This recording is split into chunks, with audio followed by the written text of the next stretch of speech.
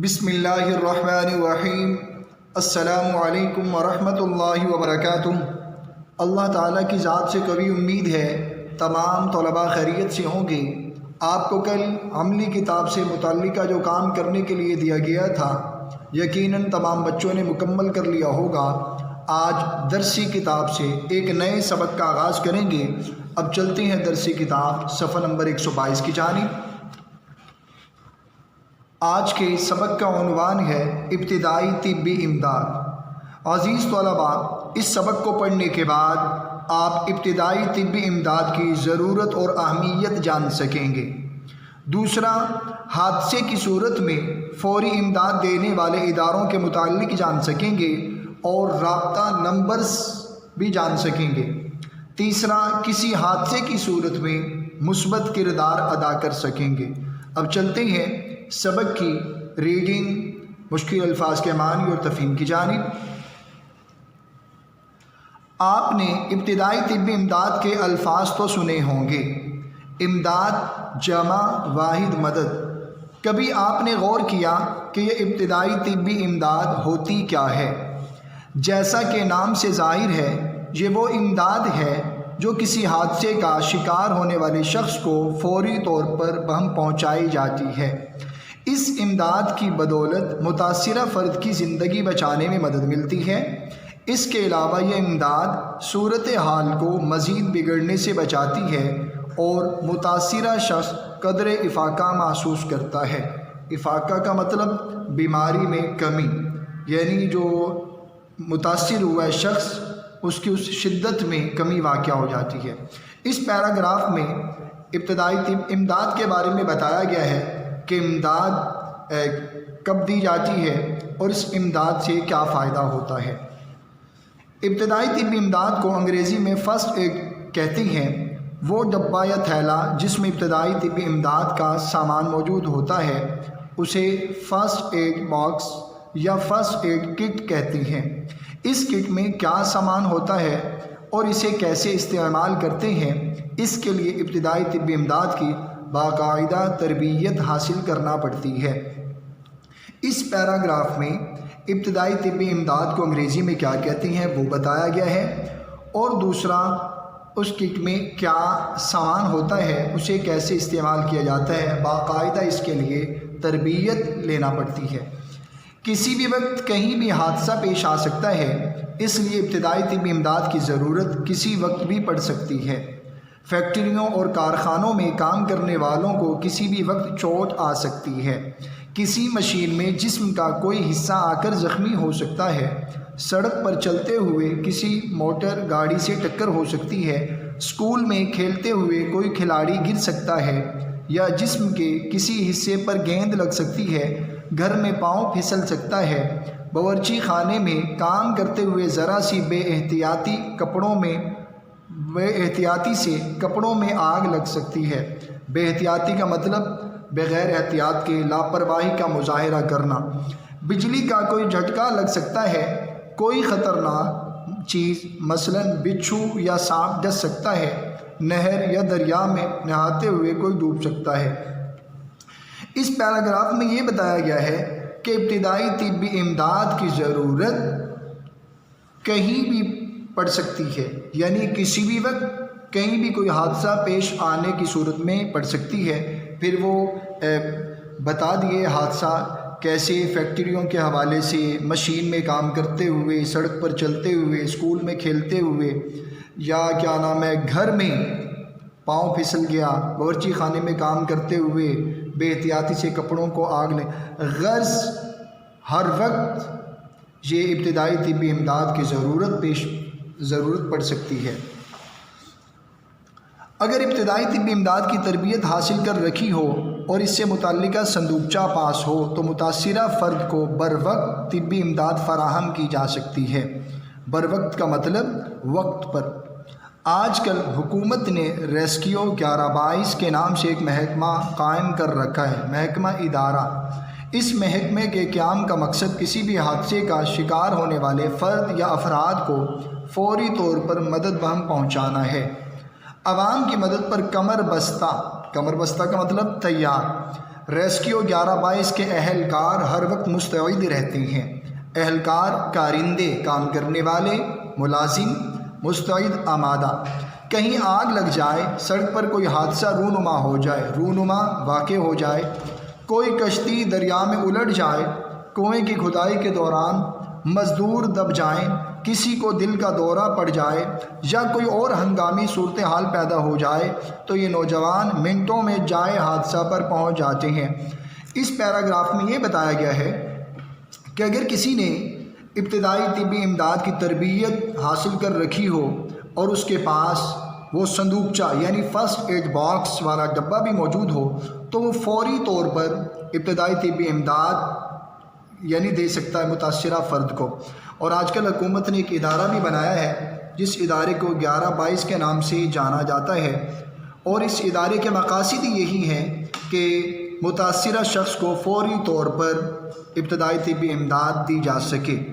اور اس کا نمبر بھی بتا دیا 1122 کے اہلکار۔ پھر آگے بتا دیا کہیں آگ لگ جائے، سڑک پر حادثہ ہو جائے، کشتی دریا میں الٹ جائے، کنویں کی کھدائی کے دوران مزدور دب جائیں یا دل کا دورہ پڑ جائے، ان تمام صورتحال میں یہ 1122 کے نوجوان ابتدائی طبی امداد فراہم کرنے کے لیے مستعد رہتے ہیں۔ اس محکمے کے اہلکاروں کے علاوہ ہر فرد کا فرض ہے کہ اسے ابتدائی طبی امداد کی چند ضروری باتوں کا پتہ ہو تاکہ ضرورت پڑنے پر وہ متاثرہ شخص کے لیے کچھ نہ کچھ کر سکے۔ اہلکاروں، کام کرنے والے، مثال کے طور پر یہ بات سب کو معلوم ہونی چاہیے کہ اگر سانپ کاٹ لے تو متاثرہ جگہ کو دل کی سطح سے نیچے رکھیں تاکہ زہر کی دل تک پہنچنے کی رفتار سست ہو جائے۔ رفتار سست کا مطلب آہستہ۔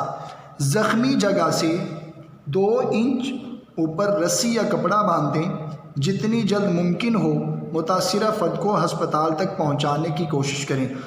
اس پیراگراف میں یہ بتایا گیا ہے کہ محکمے کے اہلکاروں کے علاوہ ہر فرد، یعنی جہاں ریسکیو کے نوجوان اس ابتدائی طبی امداد کے بارے میں ان کی تربیت ہوئی ہے، انہوں نے سیکھا ہے، تو وہیں پر ہر فرد کو چاہیے وہ ابتدائی طبی امداد کی چند ضروری باتوں کو جانے تاکہ بر وقت وہ ابتدائی طبی امداد فراہم کر سکے۔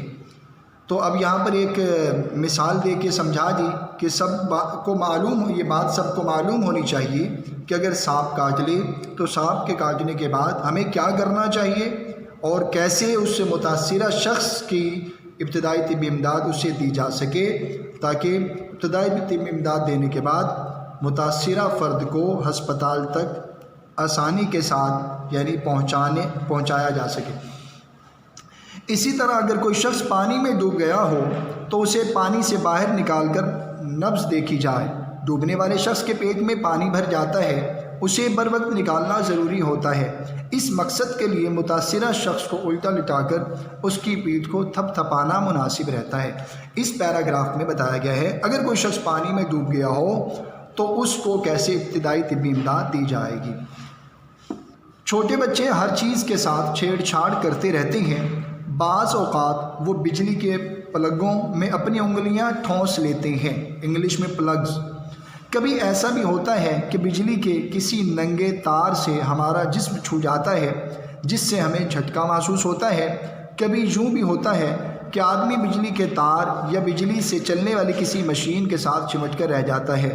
ایسی صورت میں سب سے پہلا کام یہ کرنا چاہیے کہ اسے بجلی کے تار یا مشین سے الگ کیا جائے، سوئچ کو بند کریں اور پلگ نکال دیں، بلکہ بہتر ہے کہ مین سوئچ بند کر دیا جائے یا فیوز نکال دیا جائے۔ متاثرہ فرد کو ننگے ہاتھوں سے مت چھوئیں کیونکہ اس کے جسم میں بجلی کا کرنٹ موجود ہوتا ہے۔ یہ کرنٹ چھونے والے شخص کے جسم میں منتقل ہو جاتا ہے۔ غیر موصل اشیاء، اب غیر موصل اشیاء کنہیں کہتے ہیں؟ یہ آگے لکھا ہوا ہے، ایسی اشیاء، ایسی چیزیں جن میں سے بجلی کا کرنٹ نہ گزر سکے، مثلا لکڑی، کاغذ، پلاسٹک وغیرہ کی مدد سے متاثرہ فرد کو الگ کریں۔ یہ خیال رکھا جائے کہ الگ کرتے وقت جس جگہ آپ کھڑے ہوں وہ گیلی نہ ہو، یعنی پانی نہ ہو، وہ خشک جگہ ہو۔ متاثرہ شخص کے اوپر کمبل ڈال دیں۔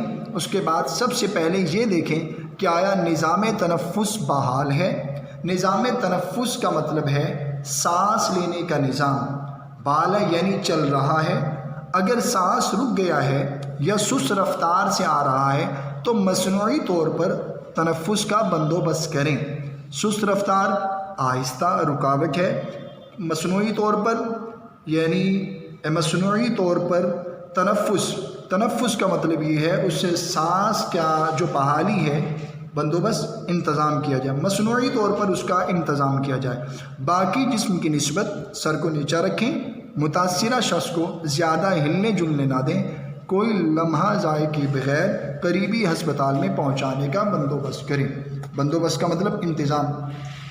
اس پیراگراف میں آپ نے سنا کہ اگر بچے چھیڑ چھاڑ کرتے ہیں، بعض اوقات بجلی کے پلگز میں انگلیاں ڈال لیتے ہیں، کبھی ایسا بھی ہوتا ہے کسی ننگے تار سے ہمارا جسم چھو جاتا ہے جس سے ہمیں جھٹکا لگتا ہے، تو ایسی صورتحال میں ہمیں کیا کرنا چاہیے، یہ طریقہ کار بتایا گیا ہے۔ سب سے پہلا کام یہ کریں، بجلی کے تار یا مشین سے الگ کیا جائے، سوئچ کو بند، پلگ نکال دیں، بلکہ بہتر یہ ہے مین سوئچ بند کریں یا فیوز نکال دیا جائے۔ متاثرہ فرد کو ننگے ہاتھ سے مت چھوئیں بلکہ غیر موصل اشیاء کا استعمال کریں، اور یہ بھی ذہن میں رکھیے کہ الگ کرتے وقت جس جگہ آپ کھڑے ہوں وہ جگہ خشک ہو، گیلی نہ ہو۔ کمبل ڈال دیا جائے، پھر دیکھا جائے نظام تنفس بحال ہے نہیں، اگر نظام تنفس میں رکاوٹ ہے تو مصنوعی طور پر تنفس کا انتظام کیا جائے۔ پھر آگے اسے کوئی وقت ضائع کیے بغیر، گھڑی ضائع کیے بغیر آپ فوراً قریبی ہسپتال میں پہنچانے کا انتظام کریں۔ اگر کسی کو آگ لگ جائے تو اس پر کمبل وغیرہ پھینک کر آگ کو بجھانے کی کوشش کریں۔